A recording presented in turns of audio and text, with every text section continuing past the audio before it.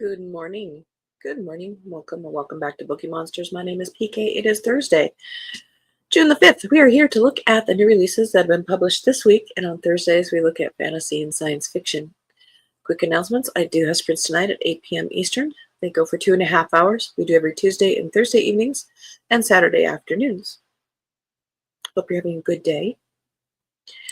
Mary says, good morning, everyone. Happy Thursday. Another library volunteer day. Oh, you're a good person. My long one, 4 hours. Enjoy meeting interesting people while surrounded by my friends. Books, absolutely. And people who are there because they also like books. All right, let's jump into fantasy and science fiction.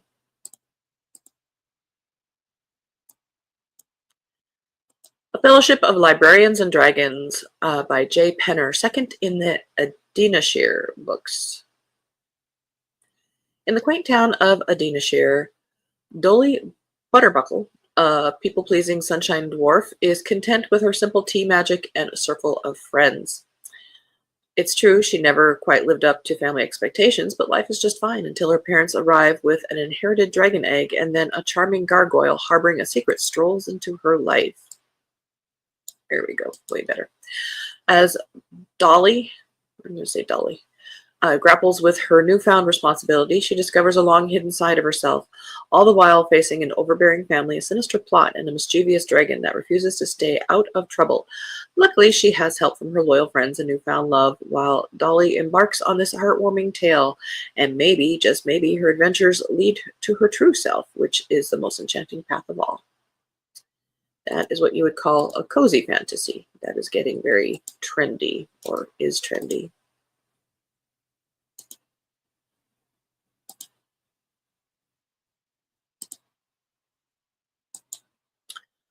I haven't heard any Keo stories lately. Is he doing okay?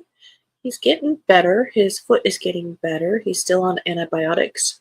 And I squirted some ivermectin paste in there, which seemed to really help. So hopefully he is getting better. We are still doing shorter walks though, so he doesn't overdo it. Thank you for asking. Skip Shock by Carolyn O'Donoghue. Margot is a troubled schoolgirl. After the death of her father, she's on her way to a new boarding school in a new city. Moon is a salesman. He makes his living traveling through a series of interconnected worlds on a network of barely used train lines. They never should have met, but when Margot suddenly appears one day on Moon's train, their fates become inextricably linked. If Margot wants to survive, she has to pass as a traveling salesman too. Except it's not that easy. Move north on the train line and time speeds up, a day passing in mere hours. Move south and time slows down, a day can last several weeks. Slow worlds are the richest ones. You live longer, your youth lasts decades. Fast worlds are sharp, cruel, and don't have time for pleasantries. Death is frequent. Salesmen die young of skip shock. That is, if they're not shot down by the Southern Guard first. As Margot moves between worlds and her attachment to Moon intensifies, she feels her youth start to slip between her fingers. But is Moon everything he seems? It's Margot.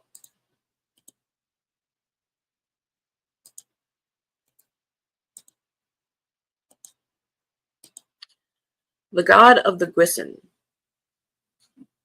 I hope that's pronounced right. Second in the Fates Thread series by Sophie Kim.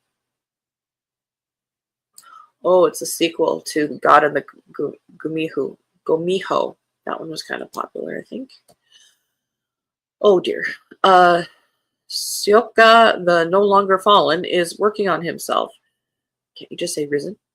Reinstated as a god, the trickster now attends much-needed therapy, even as he desperately searches for his lost love, Hanny. But when the red thread of fate tangled around his finger, signaling Hanny's reincarnation, leads Sioka to a luxury cruise down the river of the dead. The woman he finds waiting for him isn't Hanny, it's Yukisa, and she has no memory of him. Yukisa is exhausted with her afterlife. While she'd hoped the underworld would be peaceful, whoever she was in a past life racked up quite the karmic debt. And now she must pay it, working thanklessly aboard the SRC Flatliner. Even worse, the red thread wrapped around her pinky followed her into the underworld, and although her fated partner has found her, He seems to find her lacking. When the Heavenly Emperor is murdered aboard the ship, Sioka and Kisa must solve the crime before the cruise ends. As the mystery draws them closer, the god and Guisan will have to decide what they truly mean to each other. But there's something bigger at play aboard the SRC Flatliner, something that holds the key to Kisa and Sioka's fated connection and the fate of the mortal and heavenly realms.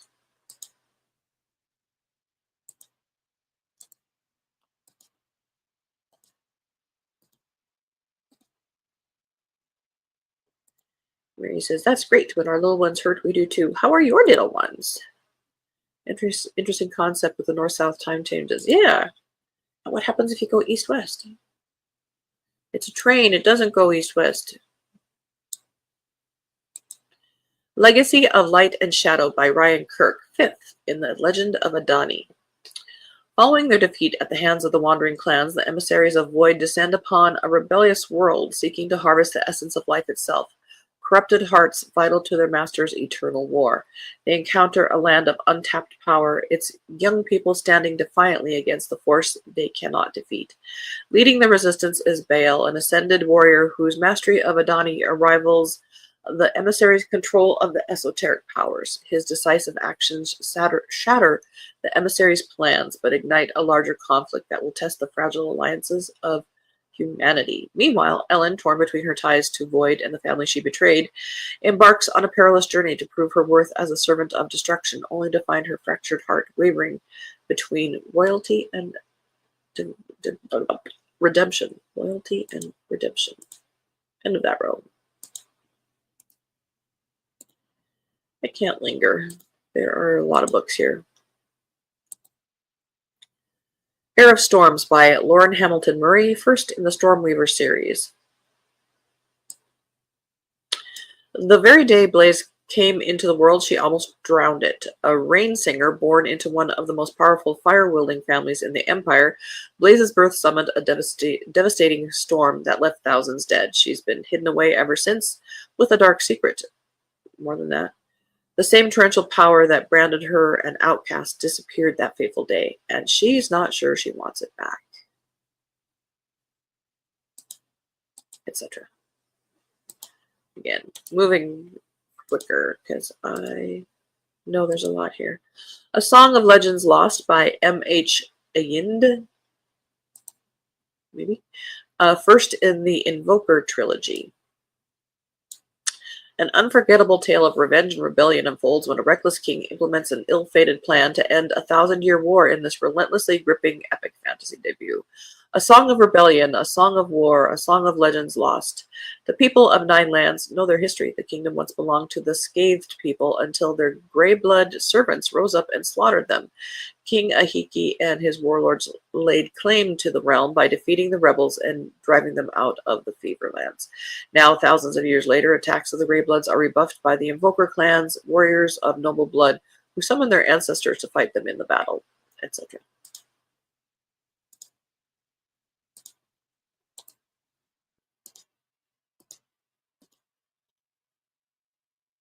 Nope, sorry.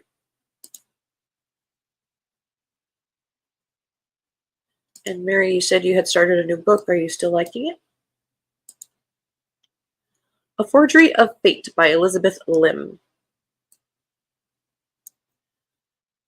Truyan Segas didn't choose to become a con artist, but after her father is lost at sea, it's up to her to support her mother and 2 younger sisters. A gifted art forger, True has the unique ability to paint the future, but even such magic is not enough to put her family back together again or stave off the gangsters demanding payment in blood for her mother's gambling debts. Left with few options, True agrees to a marriage contract with a mysterious dragon lord. He offers a fresh start for her mother and sisters and elusive answers about her father's disappearance, but in exchange, she must join him in his desolate undersea palace, and she must assist him in a plot to infiltrate the tyrannical Dragon King's inner circle, painting a future so treasonous it could upend both the mortal and immortal realms.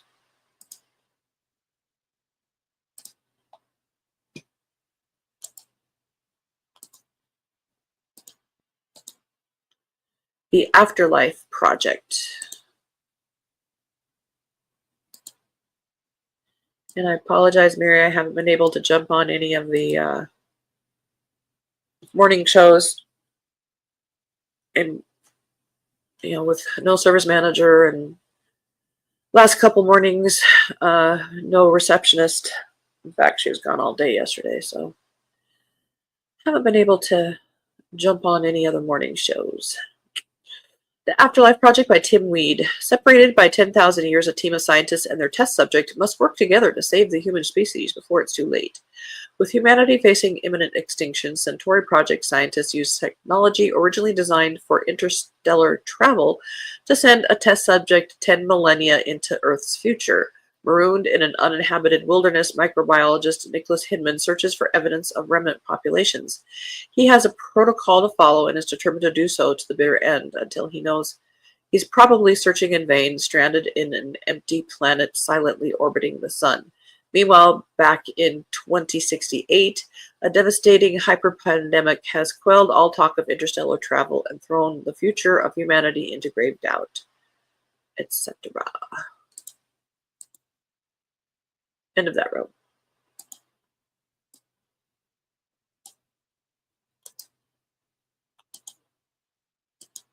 Might have to do drive-bys here. Dragon Rising by M.R. Forbes, 5th in the Starship in the Stone. Thomas has faced impossible odds since becoming Excalibur's captain. His greatest challenge still lies ahead. The line between hope and destruction has never been thinner.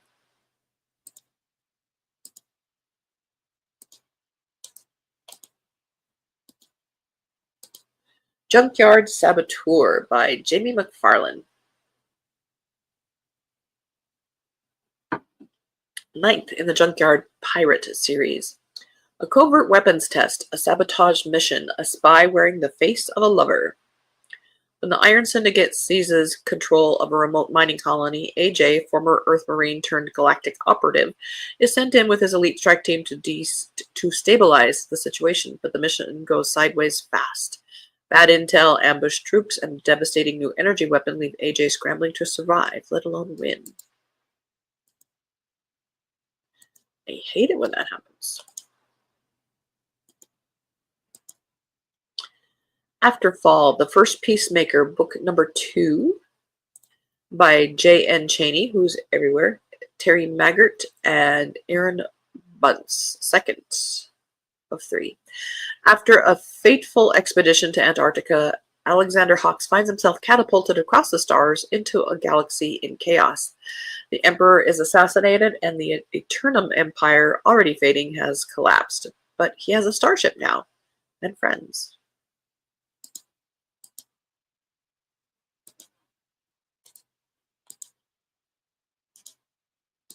The Belial Alpha by R.D. Brady, 16th in the Belial Rebirth series. The Vatican lies in ruins. The world teeters on the edge of chaos, and the truth about the One may shatter everything. After barely surviving a coordinated assault on one of the world's holiest sites, Professor Delaney McPherson and her team uncover a secret that upends history and faith alike.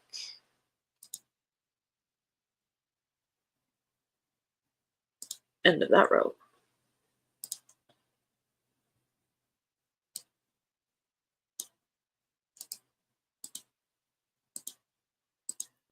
The Runic Artist by Alake. 3rd in the Runic Artist series. Oh, so the Runic Artist is the name of the trilogy. The book itself is called A Shade Closer. Not too closer. Triumphing in the guild tournament despite outside interferences, Nate has gained entry to the Etruan Royal University. With his system challenge over and a path to learning more about magic in the system he exists within, he's hoping for a quiet year or two during which he can grow. That growth, however, is drawing attention to him, and unknown enemies lurk in the shadows, waiting for the opportunity to pounce. Can Nate rise to the challenge, or will he finally meet his end at the hands of those that covet his gifts?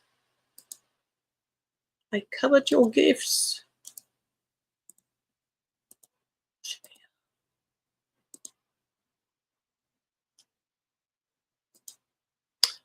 Mary says she's still liking it, book, taking it with me to read while waiting for customer in the Friends of the Library bookstore today. Nice.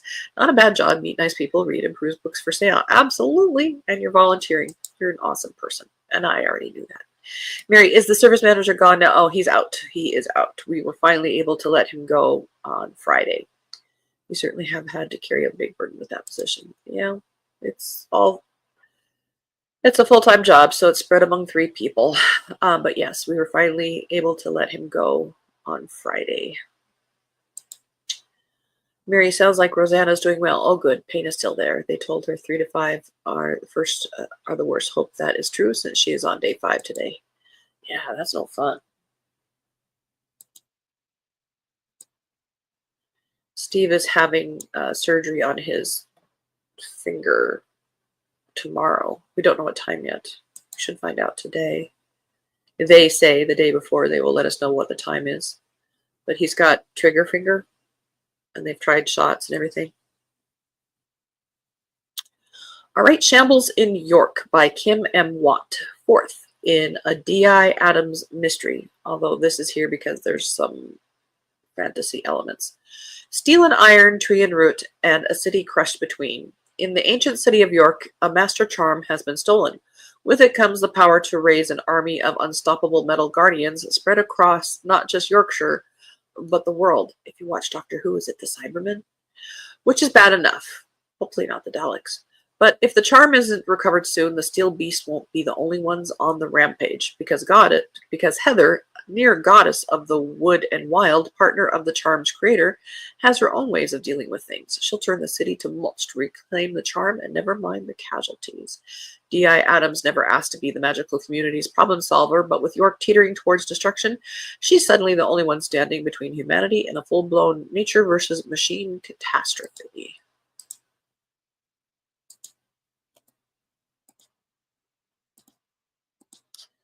The Scars Within by Ange T. Dalton. I think it's Ange. Maybe it's Ang, but I think it's Ange. Book 1 in the Twisted Thorn series.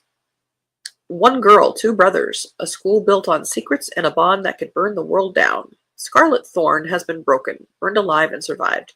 Now she's a wild card with forbidden magic and a dragon with no memories, enrolled in Magia War College only because she has nowhere else to go. She's supposed to stay quiet, stay controlled, stay away from too much power. Too bad control has never been her strong suit.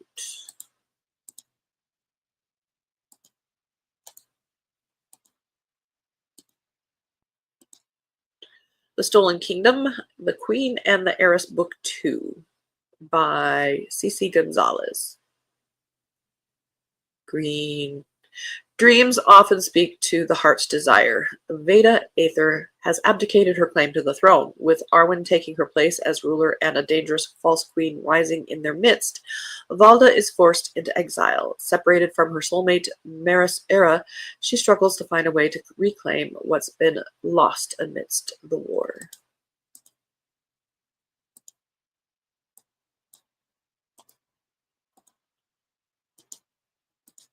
Potions and Prejudice, a cozy fantasy romance. See, told you, cozy fantasy. Huge, big. By T. Harlow, 1st in the Moonflower Witches series. Witch hates Warlock. Warlock hates Witch. Warlock falls for Witch. Things get very, very complicated.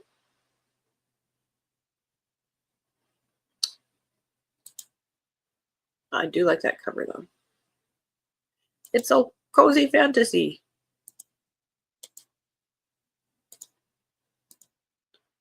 Artifact, Old Man's Comeback by John Walker.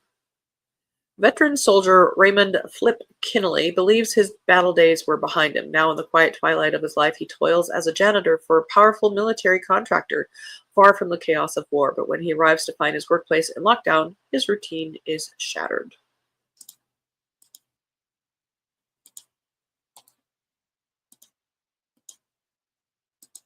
Family Plot, 40th in the Alistair Stone Chronicles by R.L. King. Good for that author. Family, can't live with him, can't kill him. Last person Alistair Stone wants anything to do with is his twin sister, Acantha. Well, she's evil because of her name. Having her consciousness stuffed inside another body has done nothing to improve her.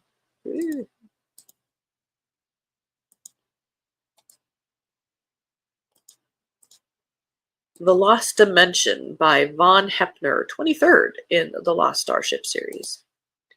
An escape pod drifts through deep space. Inside is a broken pilot with a warning from another dimension. He's Keith Maker, a pre-man escaped from the master race. In his universe, the new men conquered the Commonwealth, enslaving everyone. Now the Dominion has breached the wall between realities to conquer this one.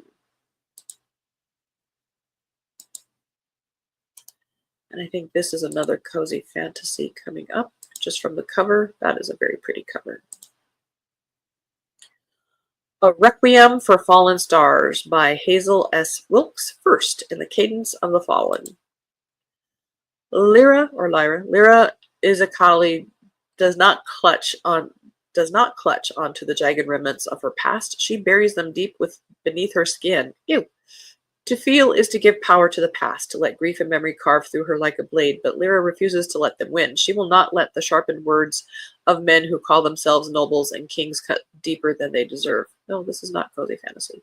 If they cannot wound her, they cannot control her, and if they cannot control her, then freedom is hers to claim, despite her feeling anything but free. But when an unexpected opportunity arises, Lyra is thrust into the deadly entrance exams of an elite academy, where only nobility thrive. But first, they must strike a blood wager with a capricious king, one that could win Lyra her freedom or cost her life, if the exams don't kill her first. All right, the bell is about to ring, but we got through them all. I was noticing the first of the month is perhaps a strong fantasy release kind of week. A lot of them were Kindle Unlimited, so maybe that's their scheduled release. You'd think I noticed by now, but I have not. All righty.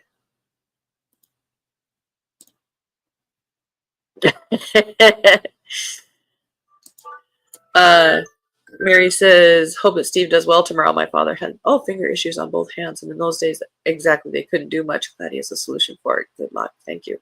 I hope so. What I laughed at was, gosh, I hate it when my dragon has no memories. I know. Those darn dragons. And Mary likes the cover of The Stolen Kingdom. There's some, fantasy has some great, we can't escape the cozies. They're everywhere. Very true. Very true. All right. Well, that's it for today. Again, I do have sprints tonight. You're okay. He's got the hiccups. We do have sprints tonight, and tomorrow will be Freeform Friday, so we'll look at the rest of the cozy mysteries. Thank you guys so much. Thank you, Mary. Have a good day at the library. She says, thanks so much. Hope today goes well for you. Thank you. Thank you.